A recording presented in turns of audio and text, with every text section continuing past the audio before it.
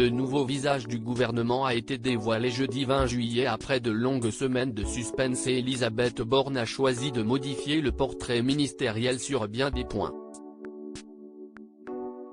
Olivier Klein a ainsi pu masquer son émotion en passant le flambeau à Sabrina Agresti-Roubache au ministère de la Ville. « Vous m'excuserez si j'écrase une larme au moment de prononcer ces mots. »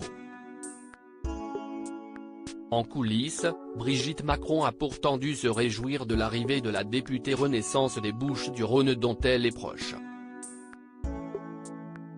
La Marseillaise de 46 ans a d'ailleurs révélé à des journalistes qu'elle téléphonait chaque semaine à la Première Dame, selon nos confrères de France 3. La femme politique, qui sera sous la double tutelle de Gérald Darmanin, ministre de l'Intérieur, et de Christophe Béchu, ministre de la Transition écologique, s'est notamment rapprochée du couple présidentiel lors de la pandémie de Covid-19. Celle-ci aurait joué les facilitatrices lors d'une rencontre à haut risque, comme l'a rapporté un article du Monde, puisqu'elle aurait encouragé l'actuel locataire de l'Élysée à contacter Didier Raoult, figure éminente de cette crise sanitaire. Supérieur à qui sont les ministres du gouvernement Borne 3 ? Je me retrouve à côté de Brigitte Macron à table. Sabrina Agresti-Roubache s'est fait connaître du grand public avant la politique grâce à la série à succès Marseille qu'elle produit, diffusée sur Netflix.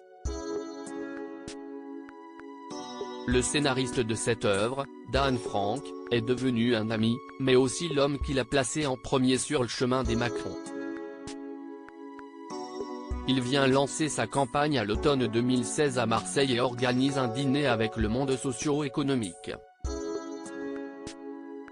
Dan Frank parle de moi, je viens d'être élu à la Chambre de commerce, je me retrouve à côté de Brigitte Macron à table, a-t-elle raconté à la Provence. Le coup de cœur est imminent entre les deux femmes, comme Sabrina Agresti-Roubache l'a indiqué dans un entretien accordé aux médias Made in Marseille en mars 2022, je ne l'avais jamais vue de ma vie. Lors de notre première rencontre au cours d'un dîner, on parle de tout sauf de politique. D'éducation, de cinéma, de Marseille. Mais pas de la campagne présidentielle. Article écrit en collaboration avec 6 médias Crédit Photo, Philippe Magoni-Poul.